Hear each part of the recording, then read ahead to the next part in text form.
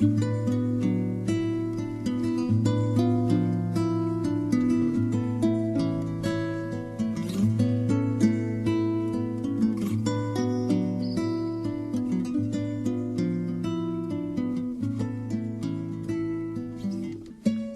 las hojas del viento, mi vida.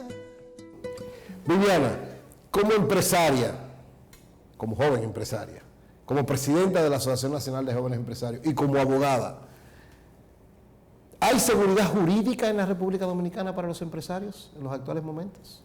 Mira, la realidad es que ese tema quizás es una de las preocupaciones más recurrentes del sector empresarial, porque no solamente estamos viviendo momentos de grandes cuestionamientos hacia el Poder Judicial, sino que también si evaluamos la trayectoria o el cambiante clima en el país, en muchos aspectos se ha venido deteriorando un poco lo que es la seguridad jurídica, que no es más que esa certeza, ese poder de previsibilidad y ese juego de reglas claras que permitan ejercer o hacer negocios en un entorno empresarial que sea predecible, que tenga reglas de juego claras, que permitan a las empresas planificarse y proyectarse. Y una de las cuestiones que en el pasado, y todavía no hemos vivido un proceso de reforma tributaria,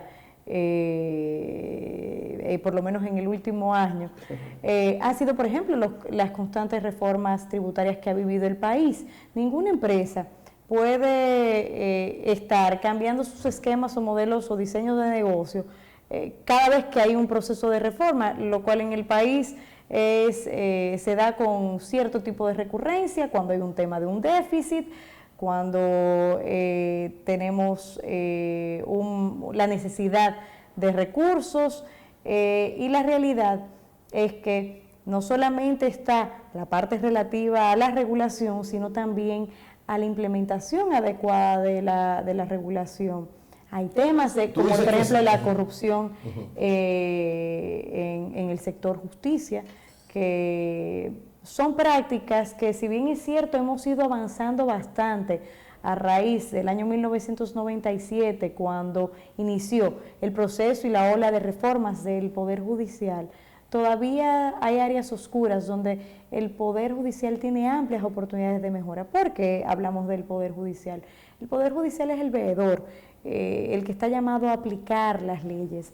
Y no solamente hay un tema de seguridad jurídica envuelto en el país, sino también un tema de seguridad ciudadana.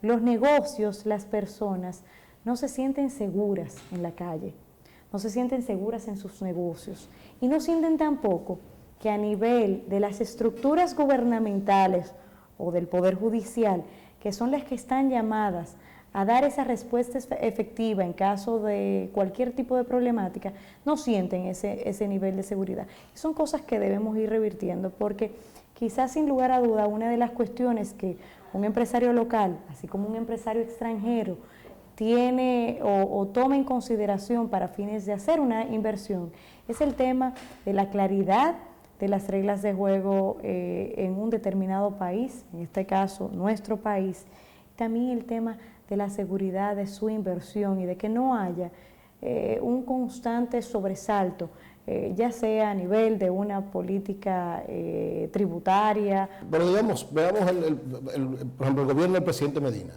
los 2 años y medio, casi 3 años que tiene. ¿Sientes tú que en este gobierno ha aumentado la seguridad jurídica o ha disminuido? Mira, puedo citarse 2 casos puntuales que quizás no son los casos más populares, y haciendo el análisis desde el punto de vista de la seguridad jurídica para los empresarios. Desde el punto de vista de la seguridad jurídica.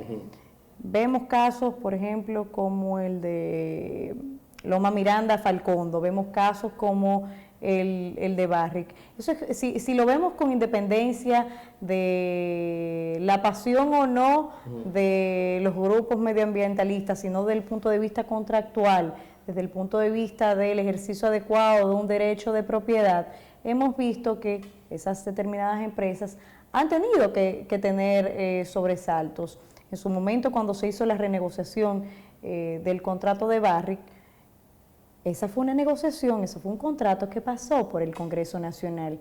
Y fueron también, Pero, y fueron pero, también, Viviana, también hay que tener, o y sea, fueron también los legisladores. Es que cada quien, cada poder del Estado. pero yo digo, hay que tener un poquito de sentido de justicia porque sabemos cómo es el presidente Medina, él hizo todo lo posible por negociar, porque de hecho el contrato, ahí yo no sé si seguridad jurídica o demasiadas facilidades, porque el contrato no era favorable para el país. Entonces un país también tiene que defenderse, que fue lo que hizo el presidente, y la empresa lo entendió. Yo creo que fue un proceso de negociación. Sí, o sea, negociación de ambos. De negociación de ambas partes, pero si lo vemos desde el punto de vista de seguridad jurídica, si nos olvidamos del tema per se. O sea, ¿tú crees que ahí no hubo una actuación? Hay un tema de falta de seguridad jurídica, eso... o de defensa de la soberanía. Lo podrían llamar defensa de la soberanía, pero también nuestros legisladores, que fueron los que llegaron en su momento también a revisar ese contrato, tienen que tener su cuota de responsabilidad. No puede ser que los legisladores, los congresistas, por lo que uno da su voto, sea ese contrato o cualquier contrato que afecte el país, puedan salir a decir que no ejercieron su rol. Entonces, cada parte en su momento tiene que jugar su rol específico. Yo creo que a nivel congresual, vistas las declaraciones o vistas las mismas, los mismos temas que se suscitaron en ese momento con ese tipo de negociación, tenía que jugar su rol. Y es una de las cuestiones que nosotros quizás quisiéramos resaltar. Yo creo que es muy... Un caso... Yo mencioné esos dos casos porque son quizás los dos... Mencionaste Barry y Loma Miranda. Claro, en el caso de Loma Miranda es un tema de derecho de propiedad. Eso con independencia, si tú lo estás viendo desde la perspectiva medioambientalista o si tú defines, y no lo digo tú, lo digo desde el punto de vista del ciudadano. No es la defensa, no es, estamos analizando desde el punto de vista de si el país está mandando las señales claras para que se estimule la inversión extranjera o se estimule la inversión local, el tema de previsibilidad. Que defender los intereses de la nación dominicana es la garantía fundamental de la seguridad jurídica. Es que defender, estamos hablando de seguridad jurídica, ¿ok? Estamos hablando de contratos, estamos hablando de legislaciones, estamos hablando de procesos dentro del sistema que pasan por un determinado sedazo. Y el Congreso, en su momento, le tocó al presidente Medina tener que negociar, pero en su momento el Congreso debía jugar su rol con esto o con cualquier contrato de concesión, de explotación, de cualquier naturaleza que corresponda al país. ¿Por qué? Porque al final eso lo que hace es exponer al país de manera quizás constante a tener que ir a arbitrajes internacionales en muchas cuestiones que son cláusulas que se incorporan en ese tipo de contratos. Pero ninguno de los dos casos se fue a arbitraje internacional. No, pero podían haberse ido. Entonces, pero la pregunta es, ¿afectó eso la seguridad jurídica? O sea, ¿bajó la inversión extranjera por eso? Según los datos del Banco Central, lo que ha hecho es incrementarse. Se incrementó el año pasado. Sí, sin embargo, a nivel de la imagen del empresariado, había un tema de inestabilidad de seguridad jurídica. En ese momento fue el contrato Barry. En cualquier otro momento podía ser con otro contrato de cualquier otro tema. Entonces, si bien es cierto que desde el Centro de Exportación e Inversión en el país se está haciendo un rol y se está jugando un rol importante de mandar las señales claras de que el país es un excelente destino para invertir, tenemos que saber, cada parte, cada poder del Estado, saber jugar el rol que le toca y la responsabilidad que tienen en un determinado momento. Y ese es el punto que yo quisiera... Con el caso de Félix Bautista, la decisión de Félix Bautista, que el CONED da un comunicado diciendo que eso afecta a la seguridad jurídica en la República Dominicana. ¿Ángel comparte eso? Mira, el tema del comunicado del CONEP no se trata, yo creo, de seguridad. Afecta a la seguridad jurídica. Lo que entendemos que afecta es la imagen que tiene el Poder Judicial. Sabemos que en el país hay un alto nivel de percepción de corrupción en todos sus niveles. Hay un alto nivel de percepción de que hay corrupción administrativa. Lo que no se ha visto en el país, con este y quizás otros casos, es que haya una persecución efectiva y que esos casos de corrupción administrativa prosperen en la justicia dominicana, es decir, que haya un proceso de condena y que se manden también a toda la administración y a todos los ciudadanos las señales claras de que es un flagelo que debemos tratar de erradicar en República Dominicana. Algunas personas, al criticar el comunicado del CONETI, ahora ¿verdad? La posición que tú planteas, dicen que lo que hubo en la decisión del caso Félix fue un juicio a unas pruebas. Entonces, el juicio a esas pruebas, que ustedes tienen que defender que los juicios sean justos. Entonces, dice, la decisión que tomó el magistrado ante las pruebas es de que no eran válidas, de que no se había hecho correctamente, de que ya se había juzgado 2 veces a una persona. Que eso, a final de cuentas, dicen algunos, hicieron el comunicado preocupados por la imagen de la corrupción, pero no por el caso en sí. En el caso, Mira, tú conoces, o sea, la decisión propiamente dicha y compartes entonces en que tú, a pesar de eso. Mira, la realidad es que si tú me preguntas desde el punto de vista jurídico, yo entiendo que no ha habido, y fue uno de los argumentos que utilizó el magistrado, o sea, hay un tema de íntima convicción del juez, pero aparentemente, porque yo no tengo el detalle de todas las pruebas presentadas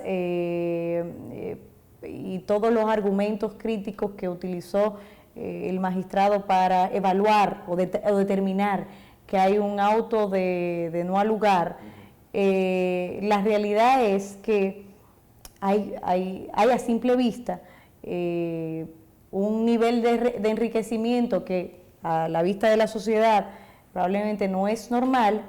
Se presentaron un conjunto de pruebas y lo que, en caso de que hubiera indicios, lo que debía pasar es que eso se fuera a juicio de fondo y que los jueces de fondo entonces determinaran si se tipificaron o no esos delitos y esos crímenes que se esbozan en la acusación que hace el Ministerio Público.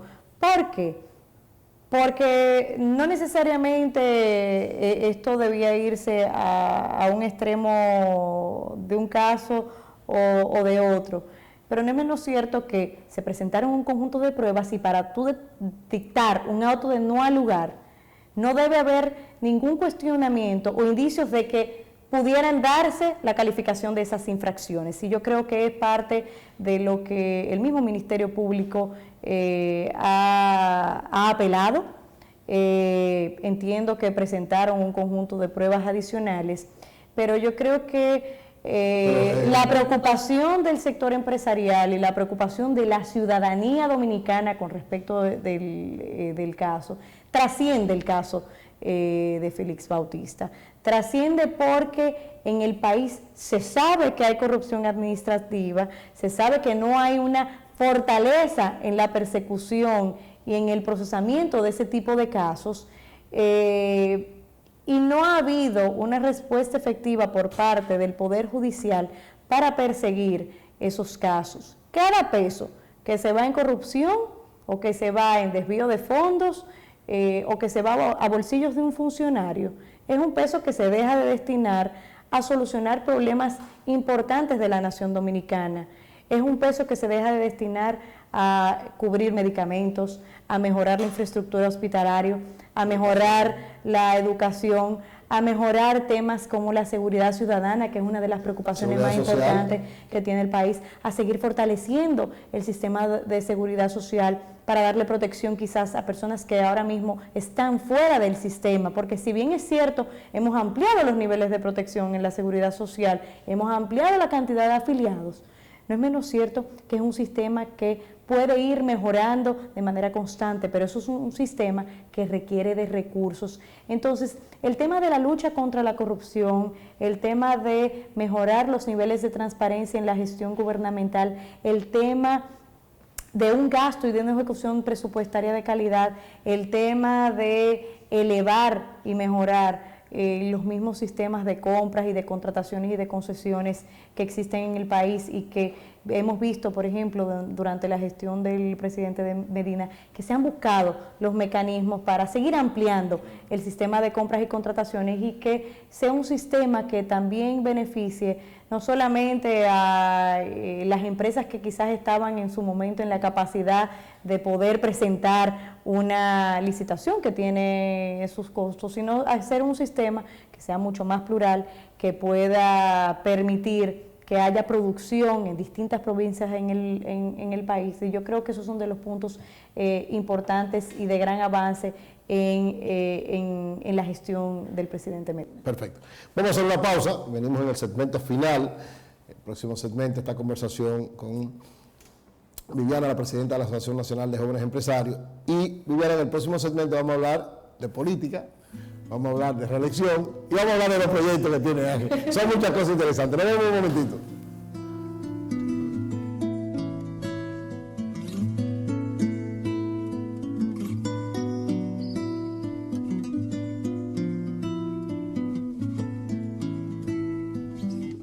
Abre las hojas del viento, mi vida.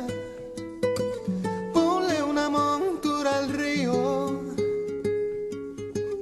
Cabalga y si te da frío, te